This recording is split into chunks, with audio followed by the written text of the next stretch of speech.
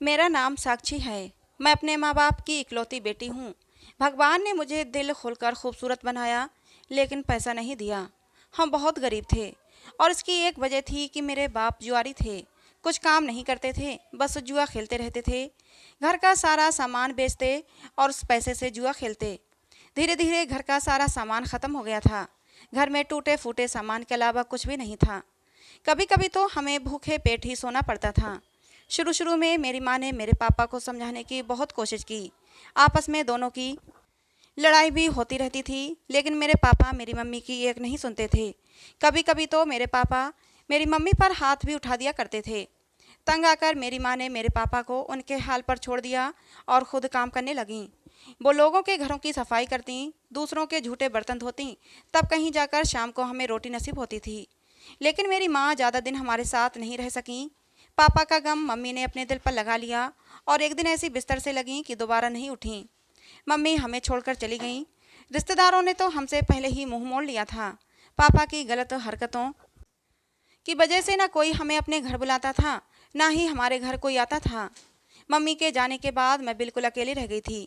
पापा भी पूरा पूरा दिन घर से गायब रहते थे। कभी रोटी मिल गई तो कभी भूखे पेट ही सोना पड़ता था। आज भी मैं घर में बैठी मम्मी को याद कर रही थी कि तभी धम की आवाज़ के साथ दरवाज़ा खुला। देखा तो पापा थे। पापा मुझे देखते ही रोने लगे और कहने लगे, साक्षी बेटा, मुझे माफ़ कर दे, मैं तुझे जुए में हार गया हूँ। पापा की बात सुनकर मेरे सिर पर आसमान गिर पड़ा। मैं रोने लगी।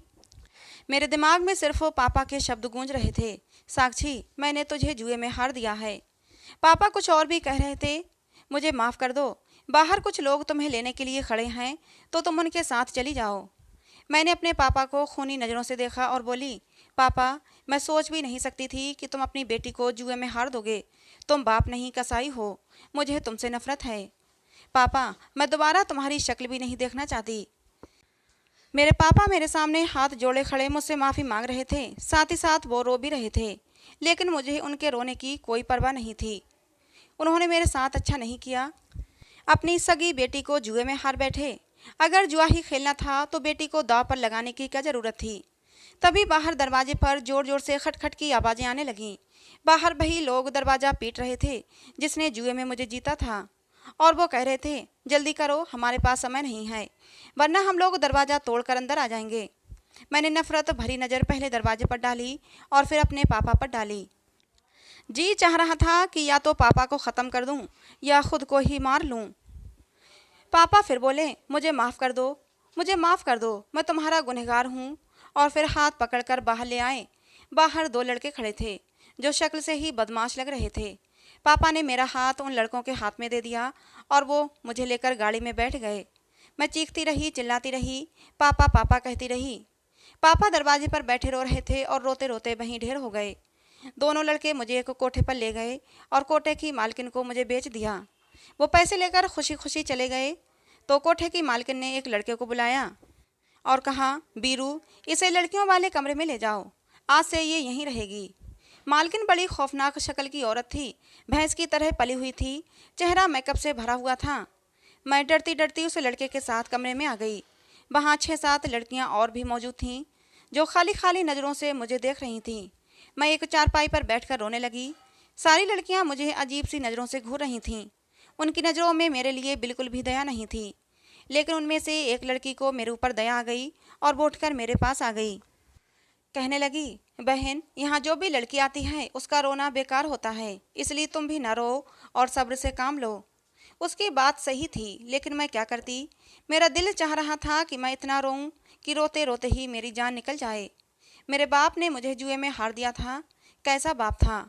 उस बाप को अपनी बेटी पर जरा भी रहम नहीं आया। इस कोठे पर मुजरे के अलावा और भी गलत काम होता था। वहाँ जितनी भी लड़कियाँ थीं सब गलत धंधों में पड़ी हुई थीं। कुछ ही देर हुई थी कि बीरू आया और मेरी फ़ोटो खींच कर चला गया। मैंने उस लड़की से पूछा कि बीरू ने मेरी तस्वीर क्यों खींची है। तो वो लड़की कहने लगी, ग्राहक आएंगे तो मालकिन उन्हें सब लड़कियों की तस्वीरें दिखाती है। जिस ग्राहक को जो लड़की पसंद आती है वो उसी के साथ रात गुजारेगा। ये सुनकर तो मेरी रूह कांप उठी।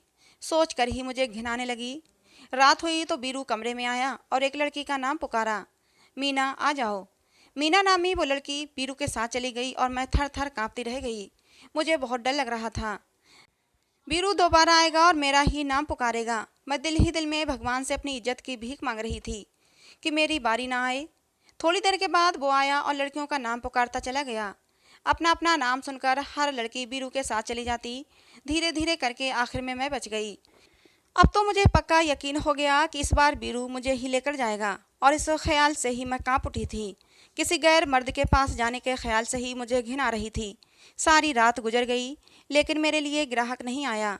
तो मैंने भगवान को धन्यवाद किया कि उसने मेरी इज्जत बचा ली। मेरे भगवान की मेरे ऊपर बहुत कृपा थी कि मेरी इज्जत सही सलामत बची रही।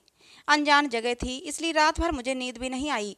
और फिर हर पल ये डर भी लगा रहता था कि कहीं बीरू मेरा नाम न पुकार ले। इसीलिए मुझे रात भर नींद नहीं आई थी। सुबह हुई तो सारी लड़कियां बारी बारी आकर अपने अपने बिस्तर पर सो गईं। सारी रात जागने की वजह से मुझे भी नींद आ रही थी, इसलिए मैं भी सो गई। दोपहर के 2 बजे का समय था जब बीरू ने आकर सभी लड़कियों को जगाया, लेकिन बीरू ने मुझे नहीं जगाया। पता नहीं क्यों। शाम हुई तो मालकिन कमरे में आई और बहुत ही गुस्से से बोली, रात को किसी लड़की की तबीयत खराब थी। हम सब लड़कियों ने एक दूसरे की तरफ देखा। तभी एक लड़की ने मेरी तरफ इशारा करके बताया तो मालकिन मेरे पास आई और मुझे ऊपर से नीचे तक गौर से देखने के बाद बोली, देखो लड़की, मैंने तुम्हें भारी कीमत देकर खरीदा है, इसलिए तबीयत की खराबी का बहाना नहीं चलेगा। तुमने हमेशा यहीं रहना है और मैं जो कहूँगी वो तुम्हें करना पड़ेगा, वरना तुम्हारे लिए अच्छा नहीं होगा। तुम्हारी भलाई इसी में है कि रोना धोना छोड़ दो और अपने घर को भूल जाओ। मैंने उस औरत के सामने हाथ जोड़ दिए और उसकी मिन्नतें करने लगी, भगवान के लिए मुझे यहाँ से जाने दो। मैं इस टाइप की लड़की नहीं हूँ, मैं इज्जतदार घराने से ताल्लुक़ रखती हूँ। मालकिन गुस्से भरी नज़रों से मुझे घूरने लगी। फिर सब लड़कियों की तरफ देखकर कहने लगी, ये सारी लड़कियाँ भी इज्जतदार घराने से ताल्लुक़ रखती थीं। बस मुझे और कुछ नहीं कहना और सुनना है।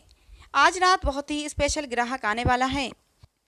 तुम सब लड़कियों में तुम सबसे खूबसूरत हो और कम उम्र भी हो। उसको भी खूबसूरत और कम उम्र लड़कियां पसंद हैं, इसलिए अच्छे से तैयार हो जाओ। बीरू तुम्हें नया सूट लाकर दे देगा। फिर वो दूसरी लड़कियों को भी अच्छे से तैयार होने की कहकर चली गई और मैं बिस्तर पर बैठकर फूट फूट कर रोने लगी। बीरू ने मुझे एक नया सूट लाकर दे दिया था, जिसे मैंने पहन लिया। मैं तैयार होना नहीं चाहती थी, लेकिन एक लड़की ने बताया कि जो लड़की मालकिन की बात नहीं मानती वो उसे कोड़े मारती है। मैं डर गई थी। तैयार होकर एक जगह पर बैठ गई। ये सच था कि वहाँ पर जितनी भी लड़कियाँ थीं, मैं उनमें सबसे ज़्यादा खूबसूरत थी और कम उम्र भी थी। इसलिए मैं जब तैयार होकर बैठी तो सब लड़कियाँ मुझे घूर घूर कर देख रही थीं। रात हुई और ग्राहकों का आना जाना शुरू हो गया। बीरू कमरे में आकर लड़की का नाम पुकारता और वो लड़की उसके साथ चली जाती। मालकिन की बात मेरे दिमाग में गूंज रही थी कि आज रात खास ग्राहक आ रहा है। उसे खूबसूरत लड़कियां पसंद हैं, शायद वो मुझे पसंद कर ले और मुझे उसके साथ रात गुजारना पड़े। मैं अंदर ही अंदर कांपती रही। समय गुजरता गया और सारी लड़कियां कमरे से चली गईं। उस रात भी ऐसा ही हुआ। सारी लड़कियां चली गईं और मैं रह गई। मैं सारी रात जागती रही, लेकिन बीरू मुझे बुलाने नहीं आया। मैंने फिर भगवान का धन्यवाद किया, उसने एक बार फिर से मेरी इज्जत बचा ली थी। सुबह हुई, सारी लड़कियां आकर फिर से अपनी अपनी जगह सो गईं। मुझे भी नींद आ रही थी। अब तो रोज ही यही होने लगा था। मेरी समझ में नहीं आ रहा था कि ग्राहक मुझे पसंद क्यों नहीं करते। एक तरह से तो ये मेरे लिए बहुत अच्छा था। बस मेरे दिमाग में ये बात जरूर आती थी कि मैं ही क्यों बच जाती हूँ, कोई मुझे क्यों नहीं बुलाता। मैं खूबसूरत भी बहुत थी, फिर भी मैं किसी को पसंद क्यों नहीं आती थी। मैं अपने ख़ानदान में सबसे खूबसूरत थी। मेरी कजिन्स मुझसे जेलस रहती थीं मेरी खूबसूरती की वजह से। हालांकि मेरे बाप की गलत हरकतों की वजह से कोई रिश्तेदार हमारे घर नहीं आता था और मेरे बाप की गलत आदतों की वजह से ही अब तक मेरा कोई रिश्ता भी नहीं आया था। कभी कभी माता पिता के बुरे कर्म औलाद को भुगतना पड़ते हैं। उनकी काली करतूतों के दाग औलाद के दामन पर लग जाते हैं और यही काले दाग उनके रिश्ते में भी रुकावट बन जाते हैं। मेरी माँ तो बहुत अच्छी थी और बहुत ही सब्र वाली औरत थी, लेकिन मेरा बाप अच्छा नहीं था। मम्मी मुझे बताया करती थीं कि तेरे पापा शादी से पहले ठीक थे, शादी के बाद ही उन्हें जुए की लत लगी थी। जब घर का सारा सामान वो बेच चुके तो मम्मी के पैसों पर उनकी लार टपकने लगती थी। मम्मी जब इधर उधर काम करके पैसे घर लेकर आती तो पापा ज़बरदस्ती वो पैसे ले लेते और जुआ खेलने चले जाते। मम्मी उन्हें लाख समझाती कि राकेश, अपनी ये गलत आदत छोड़ दो, ये हराम की कमाई है और ये हमारे घर को बर्बाद कर देगी। तुम्हारी गलत आदतों की वजह से साक्षी का रिश्ता भी कहीं नहीं हो पाएगा। कोई भी हमारे घर आना पसंद नहीं करता, फिर हमारी बेटी को अपने घर की बहू क्यों बनाएगा। लेकिन मेरे पापा को कोई भी बात समझ नहीं आती थी। मम्मी ज़्यादा कुछ कहती हैं तो पापा मम्मी पर हाथ उठाते, उन्हें मारते पीटते। कभी कभी तो मुझे और मम्मी को पानी पीकर ही सोना पड़ता था। मम्मी के जाने के बाद मैं बिल्कुल अकेली रह गई थी, लेकिन मुझे बिल्कुल भी उम्मीद नहीं थी कि पापा मेरे साथ ये भी कर सकते हैं। अगर मुझे पहले से थोड़ी सी भी भनक लग जाती तो मैं वहाँ से भाग जाती, कहीं भी चली जाती, लेकिन उस घर में नहीं रहती। इस कोठे पर मेरा दम घुटता था। हर पल अपनी इज्जत की चिंता मुझे लगी रहती थी। मैं यहाँ से निकलकर भाग जाना चाहती थी। कभी कभी तो सोचती कि खुद को ख़त्म कर लूँ, क्योंकि इस ज़िंदगी से तो मौत अच्छी थी। लेकिन मरने से पहले मैं यहाँ से भागने की कोशिश ज़रूर करना चाहती थी, लेकिन यहाँ से भागना बहुत मुश्किल था। कोठे की मालकिन ने बाहर के गेट पर 2 पहलवान पहरेदार लगा रखे थे। 2 पहलवान दिन में पहरा देते, 2 पहलवान रात को पहरा देते। यहाँ से निकलने का मुझे कोई रास्ता नज़र नहीं आता था। धीरे धीरे मुझे यहाँ पर आए हुए 1 हफ्ता हो चुका था, लेकिन अभी तक मैं किसी भी ग्राहक को पसंद नहीं आई थी। मैं पूरी रात इसी डर में जागती रहती कि कहीं कोई मुझे पसंद न कर ले। लेकिन फिर पूरी रात निकल जाती और बीरू मुझे बुलाने नहीं आता। सुबह जाकर कहीं मेरी आंख लगती थी। कमरे की सारी लड़कियां भी हैरान थीं कि इतने दिन निकलने के बाद भी मैं किसी को पसंद क्यों नहीं आ रही थी। वो सारी लड़कियां मेरे बारे में कानाफूसी करने लगी थीं। मैं उन लड़कियों की बातों को सुनती और एक कान से सुनकर दूसरे कान से निकाल देती। जो कुछ हो रहा था मेरे लिए तो अच्छा ही हो रहा था, लेकिन मैं हैरान तो थी कि आखिर ये सब मामला क्या है। मुझे अपने घर की बहुत याद आती थी। रूखी सूखी मिलती थी, लेकिन वो रोटी इज्जत की रोटी होती थी। अपनी माँ को याद करके कभी कभी मैं चीख मार मार कर रोने लगती थी। जब भी मैं रोती तो बीरू मुझे दया भरी नज़रों से देखता था। बीरू को देखकर लगता था कि जैसे वो मजबूरी में यहाँ पर काम करता है, वरना मुझे वो बहुत ही भला इंसान लगता था। एक दिन मैंने सोचा क्यों ना मालकिन से बात करूं कि वो मुझे यहाँ से जाने दे। मैं यहाँ से जाकर कोई काम करूँगी और धीरे धीरे करके उसके सारे पैसे उतार दूंगी। लेकिन मेरी बात सुनकर मालकिन ज़ोर ज़ोर से हंसने लगी। मैं तुम्हें बेवकूफ़ नज़र आती हूँ जो तुम्हें यहाँ से जाने दूँ? तुम मेरे लिए सोने का अंडा देने वाली मुर्गी हो। बहुत बड़ी रकम देकर ख़रीदा है मैंने तुम्हें। इतनी आसानी से मैं तुम्हें कैसे छोड़ सकती हूँ? मैं रोती रही, उसकी मिन्नतें करती रही, उसके पैरों पर भी गिर पड़ी, लेकिन उसे मुझ पर दया नहीं आई। थक हार कर अपनी किस्मत को रोती हुई मैं कमरे में वापस आ गई। उस रात सब लड़कियां जब बीरू के बुलाने पर चली गईं और कमरे में मैं अकेली बची, तो मैं बाहर निकल आई। मैं यहाँ से भागने का कोई रास्ता तलाश करना चाहती थी, लेकिन मुझे सामने ही बीरू दिखाई दिया। वो किसी आदमी से बात कर रहा था और मेरी तस्वीर उसको दिखा रहा था। उस आदमी को देखते ही मेरे सिर पर आसमान गिर पड़ा। वो आदमी तो मेरे ही मोहल्ले का था। 50 साल की उम्र होगी और जवान बेटियों का बाप था। पूरे मोहल्ले में अपनी शराफत की वजह से मशहूर था, लेकिन आज उसकी शराफत की पोल खुल गई थी। मैं डर के मारे कमरे में वापस आ गई। भगवान को याद कर रही थी, हे भगवान, आज मेरी इज्जत फिर बचा ले। ऐसे ही करके आधा घंटा गुजर गया, लेकिन वो आदमी अंदर नहीं आया। मैंने थोड़ी देर बाद जाकर देखा तो बीरू बाहर बरामदे में कुर्सी पर बैठा हुआ था। मैंने बीरू के पास जाकर बीरू से पूछा, बीरू, वो आदमी कौन था? बीरू मुझे देखकर बोला, तुम क्या करोगी जानकर? यहाँ तो रोज़ ग्राहक आते हैं और जाते हैं, वो भी एक ग्राहक था। तुम्हारी तस्वीर दिखाई तो कहने लगा, मैं तो इस लड़की को जानता हूँ, ये लड़की यहाँ कोठे तक कैसे पहुँची? तो मैंने उसे बताया कि उसके बाप ने उसे बेच दिया है। इस समय तुम ही आखिरी लड़की बची थी, लेकिन उसने तुम्हारे साथ रहने से मना कर दिया और चला गया। मैंने सुकून की सांस ली और पूछा, बीरू, उसने मेरे साथ रात क्यों नहीं गुजारी? बीरू ने मुझे गौर से देखा और कहने लगा, मुझे नहीं मालूम, बस थोड़ा सा इंतजार कर लो। बीरू ये कहकर चला गया। मैं भी कमरे में आ गई, लेकिन बीरू के ये शब्द, कुछ दिन इंतजार कर लो, मैं रात भर इसी के बारे में सोचती रही। आखिर किस बात का इंतजार करने को कह रहा था बीरू? पूरी रात इसी उलझन में गुजर गई, लेकिन समझ ना सकी। दिन ऐसे ही गुजरते जा रहे थे और मेरी इज्जत अब तक सही सलामत थी। मालकिन ने भी दोबारा मेरे बारे में पूछना जरूरी नहीं समझा था। ऐसे ही एक रात जब सारी लड़कियां चली गईं, तो मैं फिर कोठे से भागने के इरादे से कमरे से निकली, लेकिन वीरू शायद कमरे के बाहर पहरे पर रहता था। सामने ही वो मुझे फिर से दिखाई दे गया। इस बार भी वो किसी आदमी के साथ खड़ा था और इस बार भी वो अपने मोबाइल पर किसी की फ़ोटो दिखा रहा था। इस बार मैं उसके मोबाइल पर नहीं देख पाई कि किसकी फ़ोटो है, लेकिन उस फ़ोटो को देखते ही उस आदमी के चेहरे के एक्सप्रेशन बदल गए थे। मोबाइल पर फ़ोटो को देखकर वो आदमी बोला, मुझे मरने का कोई शौक़ नहीं। अगर तुम्हारे कोठे पर कोई दूसरी लड़की नहीं तो मैं कल आ जाऊंगा।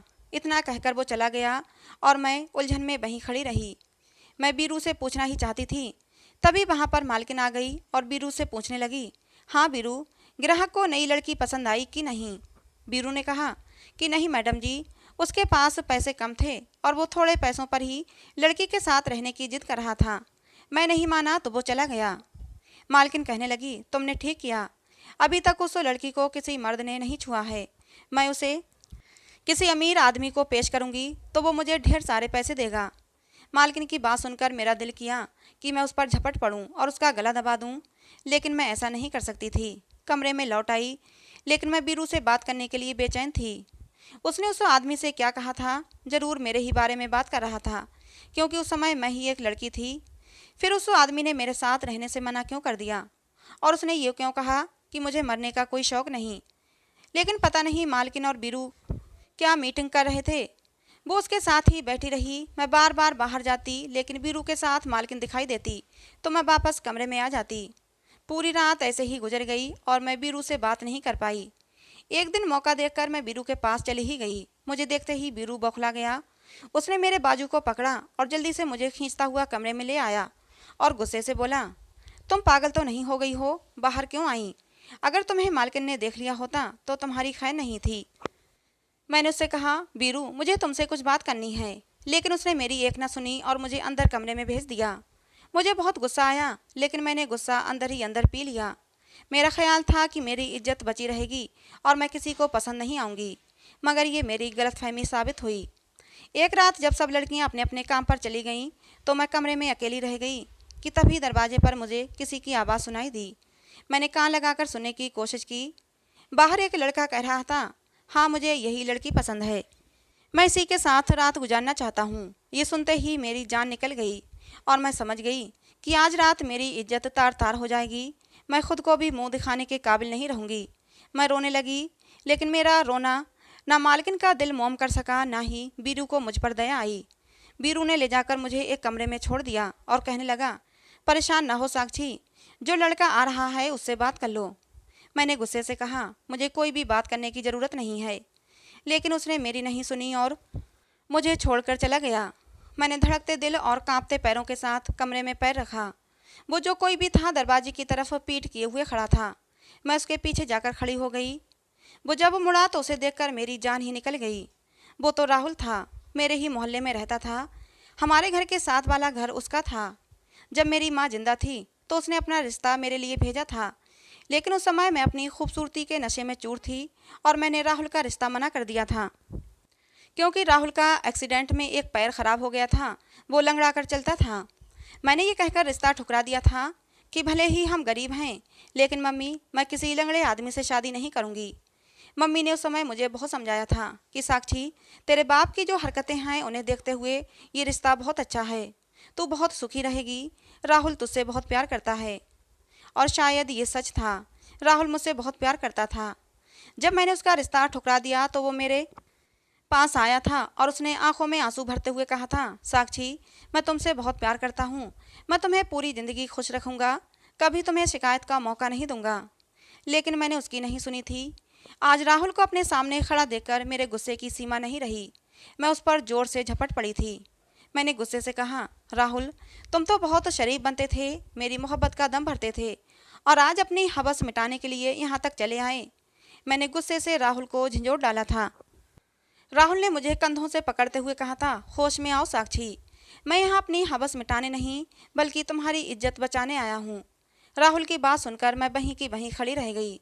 फिर राहुल ने बताना शुरू किया कि साक्षी, ये तो तुम्हें पता है कि मैं तुमसे कितनी मोहब्बत करता था। जब तुमने रिश्ते के लिए मना कर दिया तब भी तुम्हारी मोहब्बत को अपने दिल से नहीं निकाल सका। जिस दिन तुम्हें वो लड़के उठाकर तुम्हारे घर से ले गए थे, मैं सब कुछ देख रहा था। मैंने उन लड़कों का पीछा किया, लेकिन तब तक वो लड़के कोठे पर तुम्हें बेच चुके थे। मैंने कोठे की मालकिन से भी बात की थी, लेकिन वो नहीं मानी। कोठे की मालकिन बहुत ज़्यादा पैसों में तुम्हें ले जाने के लिए कह रही थी। जितने पैसे वो मांग रही थी इतने पैसे मेरे पास नहीं थे। फिर मेरी नज़र बीरू पर पड़ी थी और मैं उसे देखकर हैरान रह गया था। मैं और बीरू एक ही क्लास में पढ़ते थे। गरीबी ने बीरू से ये काम करवाया और वो यहाँ पर नौकरी करने लगा था। जब मैंने बीरू से बात की तो बीरू ने मुझे विश्वास दिलाया था कि तुम्हारी साक्षी की इज्जत पर आँच नहीं आने दूंगा। तुम्हारे लिए जब भी कोई ग्राहक आता तो बीरू से कह देता कि इस लड़की को एड्स है, ये अपनी ज़िंदगी के आखिरी दिन काट रही है और इसीलिए कोई भी ग्राहक को तुम पसंद नहीं आती थी। धीरे धीरे करके दिन ऐसे ही गुजर रहे थे और तब तक मैं तुम्हें बाहर निकालने की तरकीब सोचने लगा था। मैं पैसों का इंतजाम करना चाहता था लेकिन नहीं कर पा रहा था। फिर बीरू ने ही मुझे ये आइडिया दिया कि तुम रात के अंधेरे में साक्षी को यहाँ से लेकर भाग जाओ। मैं तुम्हारे भागने का पूरा इंतजाम कर दूंगा और आज मैं तुम्हें यहाँ से निकालने आया हूँ। बीरू ने इस कोठे की मालकिन को चाय में नींद की गोलियां मिलाकर दे दी हैं, वो सुबह से पहले नहीं उठेगी। अब सारी परेशानी गेट पर पहरा देते पहरेदारों की है। मैं राहुल की बातें सुन रही थी और दिल ही दिल में शर्मिंदा हो रही थी। जिस इंसान को मैंने एक छोटी सी कमी के कारण ठुकरा दिया था, आज वो मेरी खातिर इतना बड़ा कदम उठाने आ गया था, यहाँ तक कि अपनी जान को भी जोखिम में डाल दिया था। मैं रोते हुए राहुल के गले लग गई और बोली, राहुल मुझे माफ़ कर दो जो मैं तुम्हारे प्यार को पहचान नहीं पाई। तुम बहुत अच्छे हो लेकिन मैं बहुत बुरी हूँ। मैं तो तुम्हारे प्यार के काबिल भी नहीं। मुझे माफ़ कर दो राहुल, मैं बहुत बुरी हूँ। राहुल ने मेरे आंसू साफ किए और मेरे माथे को चूमते हुए बोला, साक्षी मैंने तुमसे दिल की गहराइयों से मोहब्बत की है। तुम्हारे इनकार के बाद भी मैं तुम्हारी मोहब्बत अपने दिल से निकाल नहीं पाया हूँ। आज भी मैं तुमसे उतनी ही मोहब्बत करता हूँ। तुम बिल्कुल भी परेशान मत हो, हम यहाँ से सही सलामत निकल जाएंगे और फिर देखना हमारी ज़िंदगी में कोई दुख नहीं, कोई परेशानी नहीं होगी। अभी हम ये बातें कर ही रहे थे कि तभी बीरू अंदर आया। उसने कहा कि मालकिन सो चुकी है, अब एक पहरेदार बाथरूम में है, एक को मैं बातों में लगा लेता हूँ, तुम जल्दी से निकल जाओ। मैंने बीरू को धन्यवाद दिया। मैंने कहा, बीरू मैं तुम्हारे एहसानों का बदला पूरी ज़िंदगी नहीं चुका सकती। बीरू ने मेरे सिर पर हाथ फेरा और कहा कि मैं जो कुछ भी करता हूँ मजबूरी में करता हूँ। मैंने तुम्हें अपनी छोटी बहन माना है और बहनें भाइयों के एहसान नहीं चुकाया करती बल्कि उन पर हक जताया करती हैं। बीरू की बात सुनकर मैं मुस्कुरा दी। बीरू ने कहा, अब जल्दी करो, हमारे पास ज़्यादा समय नहीं है। राहुल मेरा हाथ पकड़कर जल्दी से गेट की तरफ बढ़ गया। पहरेदार को बीरू ने अपनी बातों में लगा लिया और हम जल्दी से गेट पार कर गए। कोठे के बाहर निकलते ही मुझे ऐसे लगा जैसे मुझे नई ज़िंदगी मिल गई हो। मेरे पैर तो खुशी के मारे ज़मीन पर ही नहीं पड़ रहे थे। राहुल मेरा हाथ पकड़े चला जा रहा था और राहुल को देखकर मुझे ऐसा लग रहा था जैसे अब मेरी ज़िंदगी में कोई दुख नहीं, कोई डर नहीं, कोई परेशानी नहीं। राहुल का साथ मुझे सुरक्षा दे रहा था, ऐसी सुरक्षा जिसे तोड़कर समाज के गंदे भेड़िए अंदर नहीं आ सकते थे। राहुल मुझे लेकर अपने दोस्त के फ्लैट पर आ गया। मैंने राहुल से अपने पापा के बारे में पूछा तो राहुल ने एक ऐसी खबर सुनाई जिसे सुनकर समझ में नहीं आ रहा था कि दुख मनाऊं या खुशी मनाऊं। राहुल ने बताया कि तुम्हारे पापा ने तुम्हें बेचने के बाद भी अपने जुए की लत नहीं छोड़ी थी। एक बार कुछ जुआरियों का आपस में झगड़ा हो गया और वो तुम्हारे पापा को मारने लगे। मारते मारते तुम्हारे पापा के सर पर गहरी चोट लग गई तो वो भाग गए, लेकिन आसपास के लोगों ने तुम्हारे पापा को हॉस्पिटल में एडमिट करवाया, लेकिन चोट गहरी थी, तुम्हारे पापा बच नहीं सके और उनकी मौत हो गई। पापा की मौत की खबर से मेरी आंखों से आंसू की कुछ बूंदें गालों पर लुढ़क गई थीं, लेकिन मैंने उन्हें बहुत ही बेदर्दी से साफ कर दिया, क्योंकि ऐसे पिता से तो बिना पिता के होना ही अच्छा था। बाप तो अपनी बेटियों के लिए अपनी जान भी कुर्बान कर देते हैं, लेकिन मेरे बाप ने तो मेरी ही कुर्बानी दे दी। राहुल ने बताया कि उसकी नौकरी दूसरे शहर में लग गई है, इसलिए वो मुझे और अपनी माँ को साथ लेकर जाएगा। अगले दिन हम तीनों दूसरे शहर में आ गए, जहाँ बहुत ही सादगी से हमारी शादी हो गई।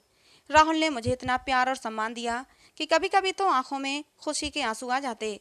मेरी सास ने भी मुझे कभी माँ की कमी महसूस नहीं होने दी। तो दोस्तों, आज की हमारी ये कहानी आपको कैसी लगी कमेंट बॉक्स में ज़रूर बताना। कहानी पसंद आई हो तो प्लीज़ लाइक करना, ऐसे ही और कहानियों के लिए हमारे चैनल को सब्सक्राइब करना, बेल आइकन को ज़रूर प्रेस करना दोस्तों, जिससे कि हर नई कहानी की अपडेट सबसे पहले आपको मिले। कहानी को अंत तक सुनने के लिए आप लोगों का बहुत बहुत धन्यवाद दोस्तों। मिलते हैं अगली किसी नई कहानी में।